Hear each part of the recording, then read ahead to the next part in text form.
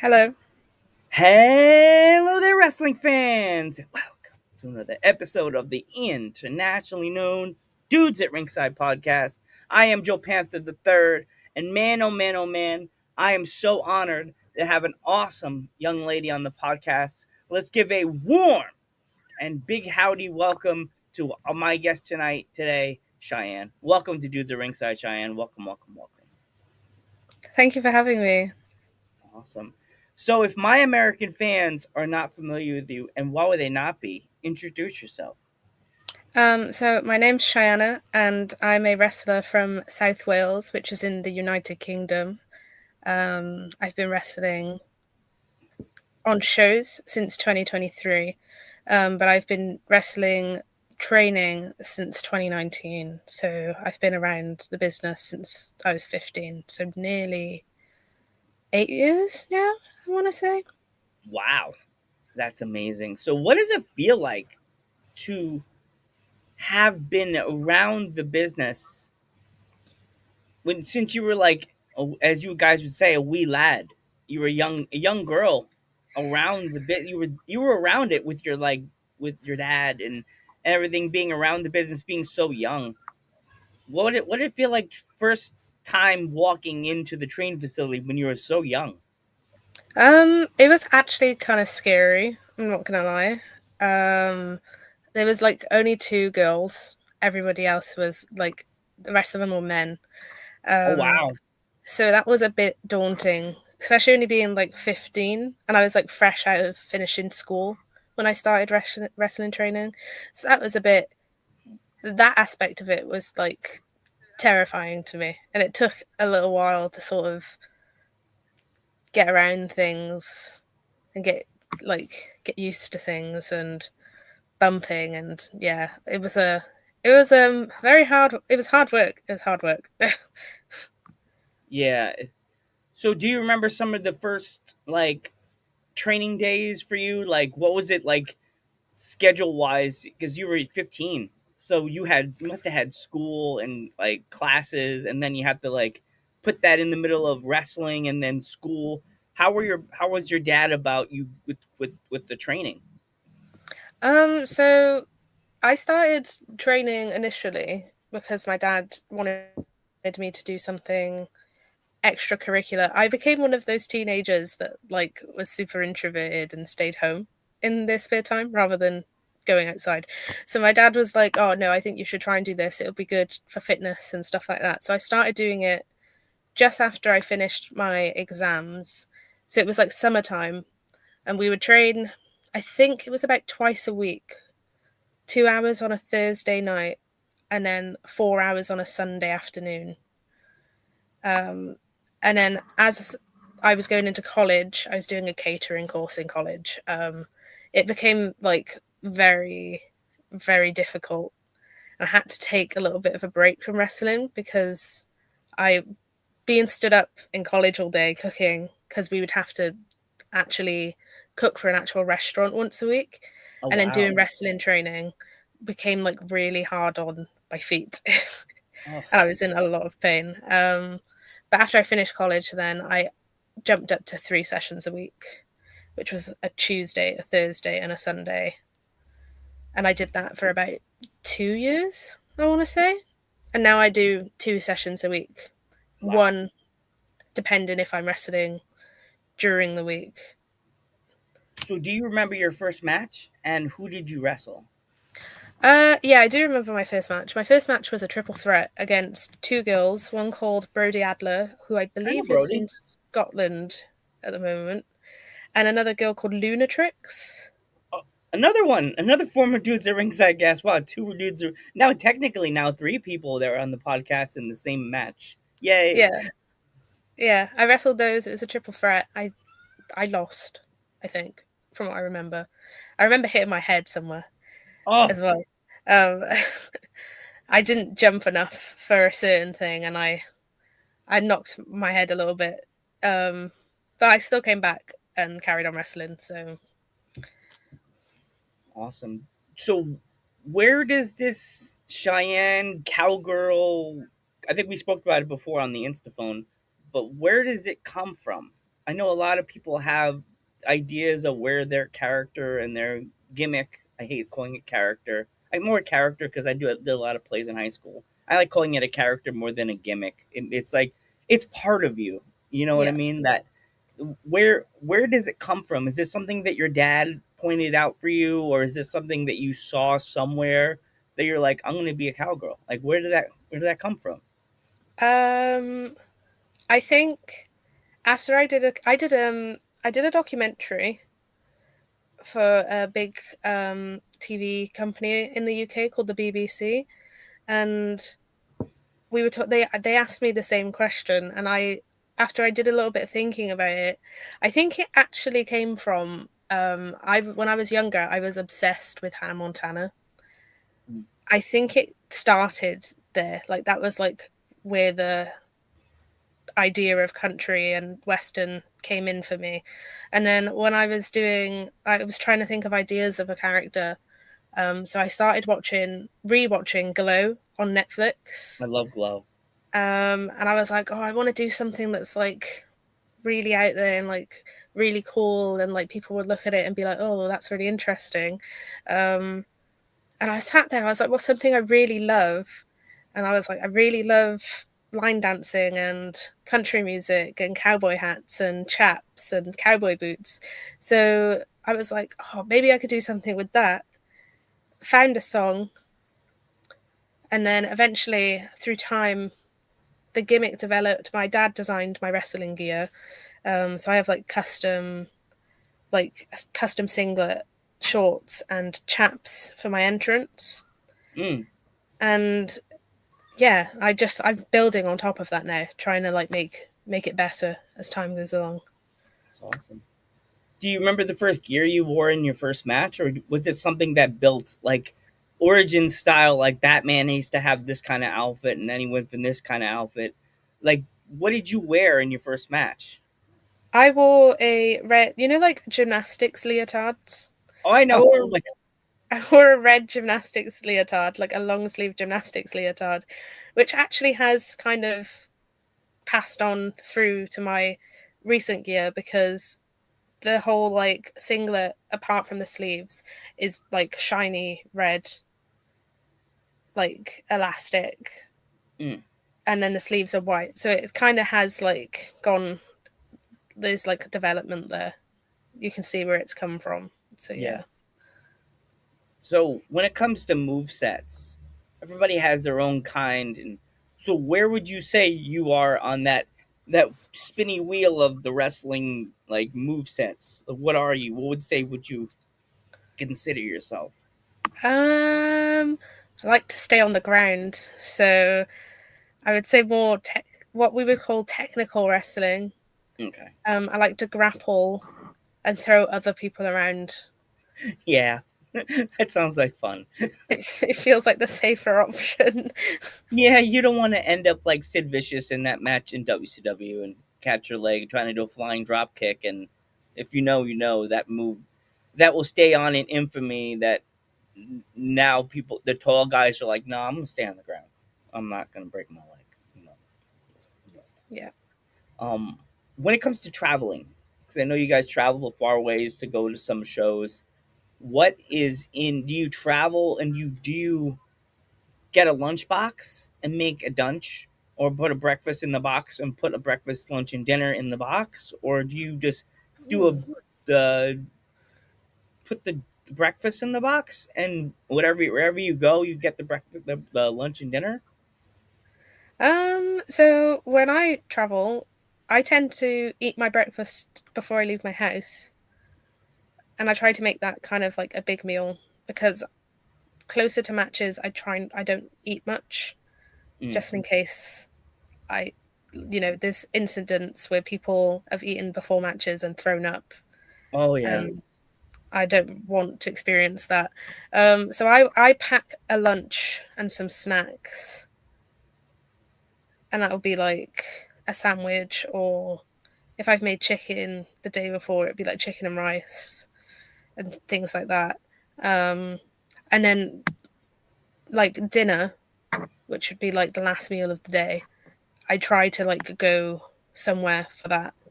so I've had like one warm meal. Mm. Yeah, when it comes to your meal prep, I know it's not easy because you guys trying to stay in shape. You got to look good for the fans. You got to good look for your like attire. Do do you put like what kind of thought you put into your meals? Because everybody has it differently. Some people have eat the skinless chicken. Some people eat like the rice, like brown rice. What is your go to meal? My go-to meal, probably before I wrestle, I try and have something with like sugar in it. Okay. Or if I don't eat, I'll have pre-workout just to like give that boost of energy before I go out. And then after I wrestle, I try and be very protein based. So if I can get my hands on like chicken, rice, and vegetables, I will. But so my last match, I don't even think I ate anything after my last match actually. Oh, I ended up getting dragged into doing a ring job and then oh didn't no. get home till 12:30 in the morning. But like normally, because I still live at home with my family, we'll have like something there. So like pasta with like bacon in it and salad, or chicken, rice, veg. I try to keep it like in that realm, so I still get protein in, but it's also healthy. Mm. What is that go to song that you play in your headphones the 10 minutes before you go through the curtain? I don't have one. Wow. Okay. I don't do that. Um, Normally, 10 minutes before I go for the curtain, I'm going through what I've planned. Normally, that is normally what I'm doing. I don't have a song. I've never done that actually. Okay. My brain would get too distracted, I think. Yeah, me too. I guess that's why we bond. We know. Immediately I said we have that bond. We went you like the Ghostbusters. I love Ghostbusters too. I love Ghostbusters. Then they're like, you like wrestling? I love wrestling too, but Ghostbusters is my boo. That's that's my redheaded bestie. My no, you can't hug it. They're not there. But wrestling, okay. We all hug. Big group hug. Um when it comes to getting the bag together, I know that's hard for a lot of wrestlers because there's real life and family and this and that going on in the front of them. But like, would you count yourself as a last minute Lucy or an early bird to pack the bag to for the show? My bag's normally already packed from the show previous. The one thing I will say that I'm quite late on is like making sure my gear's in there. Like my shoes stay in there and my knee pads stay in there and everything else stays in there. But my makeup and my gear come out because like my gear needs to be cleaned, and my makeup I use for other things as well, like general daily things. So I'm quite neglectful on that, and I'll forget that my gear's not in the bag. Mm, So a bit of both, I would say. okay, so you're an early you're an early Lucy, I guess, or Basically. bird Lucy. I guess you're a bird Lucy. There you go, first ever. I never had a bird Lucy. First ever. Ka-ting! You're the first ever bird Lucy. What is the next day after a show like for you? Because I know you guys are getting over a bump or a bruise. As you said that one time you got a bump from the show, and you're. So what is the next day like for you? um Busy. I don't rest. I do not rest enough. Normally next day after a show for me, I'm in work, like in my Oh, day job. So like after our last show, I did like a whole weekend of shows before I went on my holiday. So I was wrestling like an hour and 30 minutes away from where I live, and I was there all day doing that in a field. And oh then my I God. came back home, drove back up to that same place the next day, did a match, drove back to where I live, and then had another show in the evening.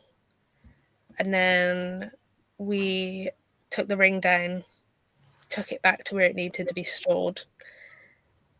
Woke up the next day, went to the gym, went to another wrestling show. I wasn't wrestling on that though, so that one wasn't too bad. I was just helping out there. And then so yeah, I didn't rest. I didn't rest at all. I don't tend to rest really after shows, because weekend is like time off and then back in work straight away. So oh my gosh. It's normally me just making sure I eat the next day. You gotta eat the next day, girl. You'll walk out of the apartment and be like, bruh, she's on the ground again. You near. When it comes to like doing yourself on media, I know it's hard because some people have somebody else helping them do the media. What is it like to be a young wrestler in this big age of social media, representing yourself? Oh, I think it's quite cool. I don't think I would be able to be a wrestler back in the day without social media. I Ugh. like the fact that we have social media, because I grew up like when social media was like really becoming a really big thing and it was booming, and you were getting vloggers and people were like becoming famous off of the internet. And I quite like it. I think it's fun because there's always new trends to do. You've always got like an unlimited amount of ideas in front of you for content. And like I feel more people should take advantage of it. Yeah. Because you've basically got a way of making yourself known and potentially working for yourself, being self-employed right in your hands every day. I should know about that.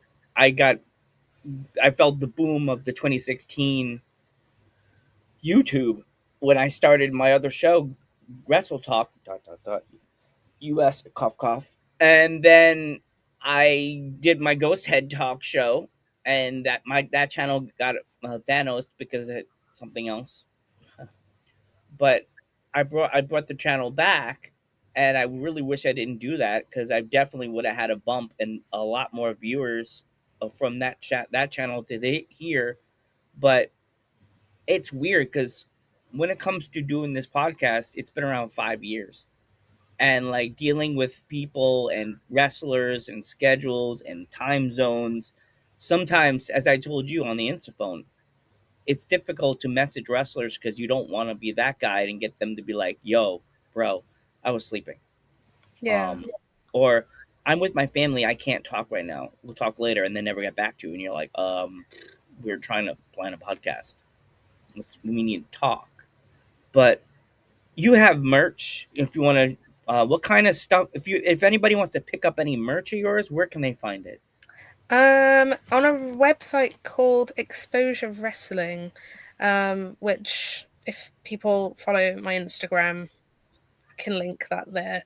My Instagram is Shyanna _ res, WRES, short for wrestling. I do have a piece of merch with me right now though. This is one of my photos that I sign for people. I plan on adding these things to my link tree in my Instagram bio eventually. And you can also get t-shirts off of the Exposure Wrestling page. And we also provide like wristbands with my name on them. And I have a teddy, like a teddy. It's not a teddy bear, but it's like me in animated, and it's like this big. Aw. And we have badges as well. Aw, that's awesome. I love that. I love all the merch. It's so cute. It matches you. The picture, the t-shirts and everything. It's so I like how you match your thing. Surprised you haven't added little cowboy hats. Or Oh, I cowgirl. do have cowgirl hats. They're pink, but they're not like personalized. They were just something I bought that I thought, oh, people might like to like wear them at shows, like live events. I could find a way to get personalized hats. It'd be I expensive. haven't found that way yet. But before we go, If you could write a letter to a young Cheyenne, what would you say to her and why? What would I say to her? Um,